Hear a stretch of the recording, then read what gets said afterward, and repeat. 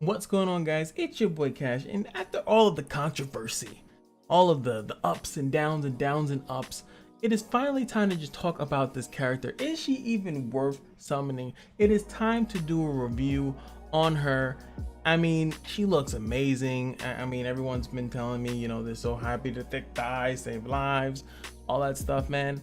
And I mean, she does look kind of thick, but oh wait, she's 16?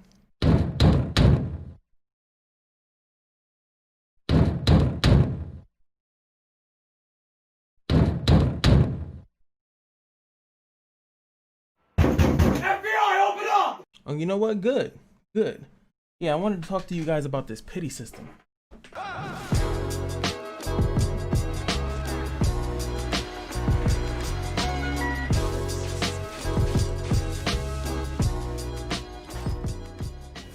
Alright guys, it is time to talk about Rera, and it's funny because, you know, I'm going to touch on the base character, and then we're going to go into the FC version. That's kind of how we've been doing these reviews, and I'm going to go to sleep.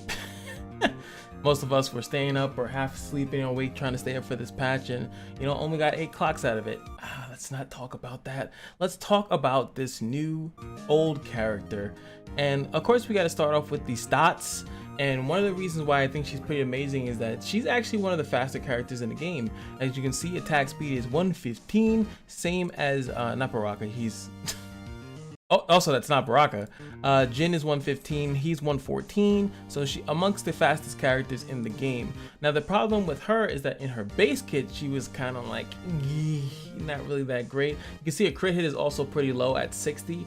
You can also see, you know, everything else is kind of standard. Her attack is 1083, so she's gonna be pretty vulnerable to, you know, Rachel and you know, any of these weird passives that have to do with the attack. She's at 1083. Wow, she's like very close to Janae as well. So just got to be careful about that she's kind of vulnerable. You got to really put some investment so she doesn't get screwed over by those passives. And I mean, this is just her base kit, you know, so obviously here will make a big difference. Now, as fast as she is, you know, what is she doing on turn 1? So let's look at this. You got the skill preview of this. This is her basic attack. Boom, 1 arrow. Also no volume. I'm sorry guys, I always got to do that. I'm tired of hearing quick when I'm doing exploration, man. Can't do it. So that's our basic attack. Let's hear it. Energy arrow stuff. Focus shot 3. So now focus shot 3, pretty much once you attacked, I think it's only with the basic attack, which kind of sucks. But once she does a basic attack, she will gain mana if the target dies while in mark. So for the entirety of the round, if that target dies, she'll gain 1 mana out of it, which is great. Gain 1 mana if health of target is 70% or more. This pertains more or less when the target was marked, which would usually work out because usually she's going first. She's gonna get 1 mana pretty much for free, and another mana because she's a attack type in the back. So yeah. Next up, you have the Verdant Fire. Very different from the FC version. Let's keep. I just want to keep that in mind. Is that this one actually just poisons? It's a damage over time for 3 turns, which is pretty good. And it does have a Tranquil synergy with if you are marked with Tranquil, you will deal 50% additional damage for each mana the target has, which is awesome. Obviously not that great in the beginning of the fight. Only good against. Actually, no, it's not even good against FC Annie comp because that person has damage immunity. So let's look at this. Long animation, especially when it's not ×2. Boom, let it go. You are now poisoned. You are green goopity goop. Alright, so like I said, it's a little bit better after, you know, the first turn is gone. The round is over, people have gained a ton of mana, hopefully, and then you deal 50% additional damage for each mana the target has. Really good against also 6-star characters that have the 10 mana bar. So I'm really looking forward to seeing not only just her regular form, and also just seeing her FC form with that same bite thing. We haven't really been seeing how strong the bite mechanic is. It's like counter burst.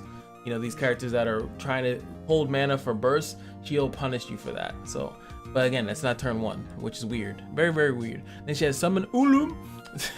Deals 249 piercing damage to all enemies. Now this one is not like the FC. The FC is 3 mana and it's burst. But this one is still has the piercing on it, has a little bit higher base damage, and again has the same thing with the bite, so it will do more damage the more mana that they have if you have Tranquil. Also, if I don't hit my desk. Let's look at Summon Makes no sense. rough them up, bang, bang, shebang, boop, boop. And then you just do your same S2 animation, but from jumping off the top of a weird bear dog machine thing. Not my cup of tea, not gonna talk too much about it.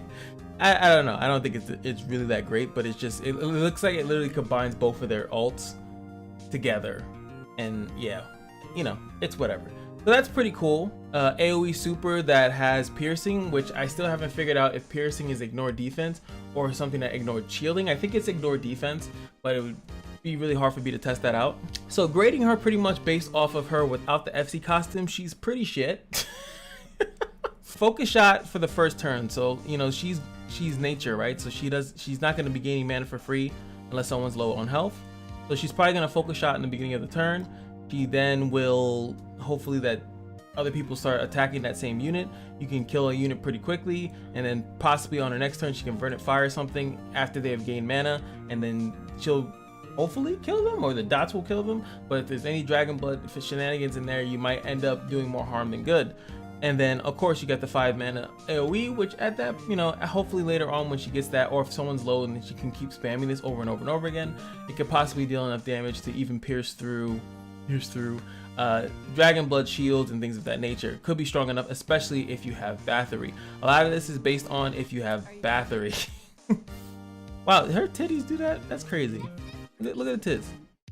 It's like a double bounce. I don't think that that's physically possible. That's kind of how she's supposed to play. So if you don't have the costume, or if you're thinking, oh, I don't want to use the costume, I think that the only good thing about not using the costume is this PvE is a single target poison for 3 turns. I can do 3 ticks of Guardian Stone damage, which is okay. And then you pretty much never use this. I mean, unless you're going for like a kill or you're trying to boost damage through or something of that nature. So that's base Rera. Also, by the way, let me just give a quick explanation is that, so she just has a lot more extra on it. You got the Great One, you got the Dragon Blood, you got the Wrath, you have the Dragon Scale, that's standard. But then you have Guardian Star. But anyway, Guardian Star mark, she gets the mark. And then I'm gonna freeze it for you guys, but I'm gonna have to keep scrolling up and down and edit because they didn't put a scroll bar.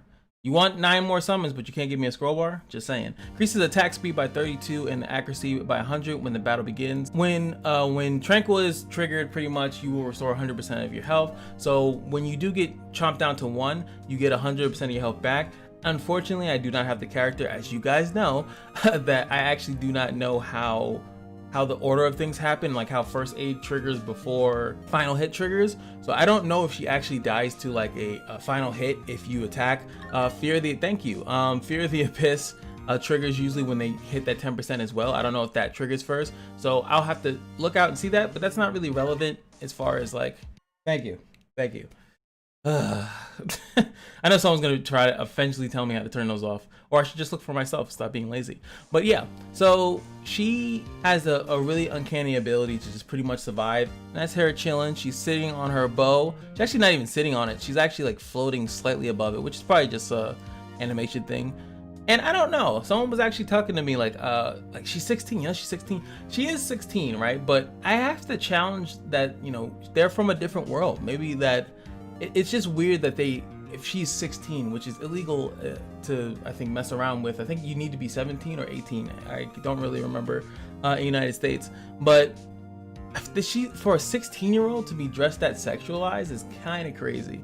And same thing with Anna. Anna's 14. And she, again, so I would actually want to see like maybe if their stories are different, that maybe this is an older version of her from a different world. She's from a parallel universe, so you can say parallel, so they should be the same age, but even then it's not really fleshed out, like, you know, they're combining with dragons or something like that. I don't know, just thought I'd mention that it's pretty interesting that, you know, she's 16, but yet these the devs pretty much made her that she's like 20 something and ready.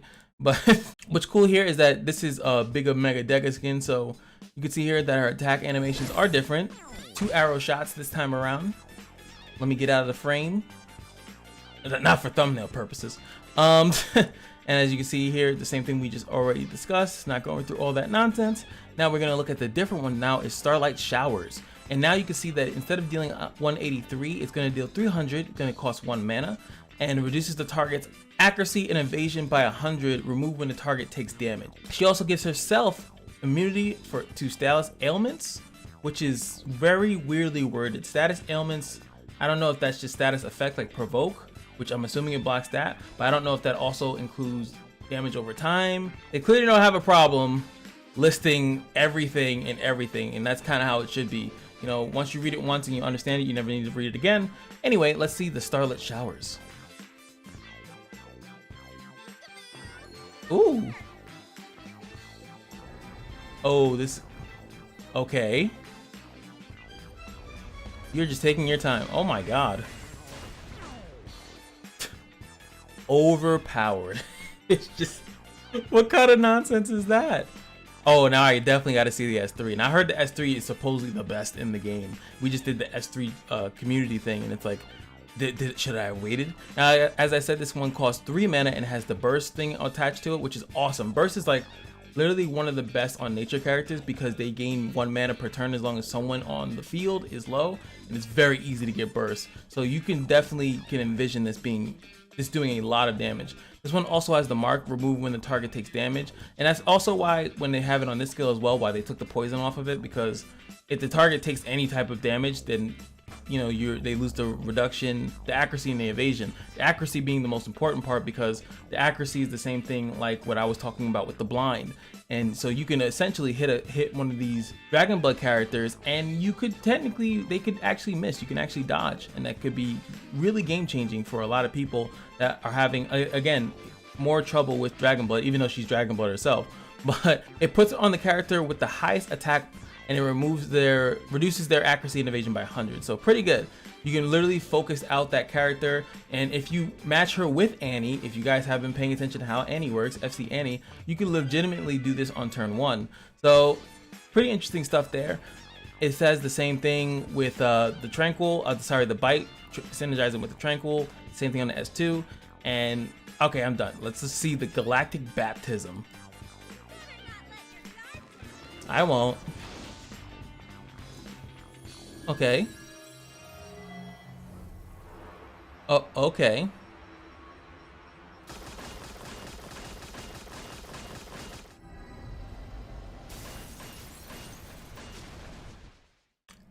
I would not say that looks the best. I'd say if it was done quicker, like on ×2 speed, it would actually probably look better. I would say that this looks better, hands down.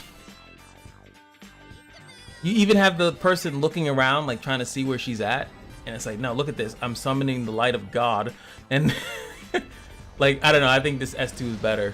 So I'll give you guys a spoiler. There won't be any more videos coming down for today, but there will be best S2s in the game. So that's coming up soon.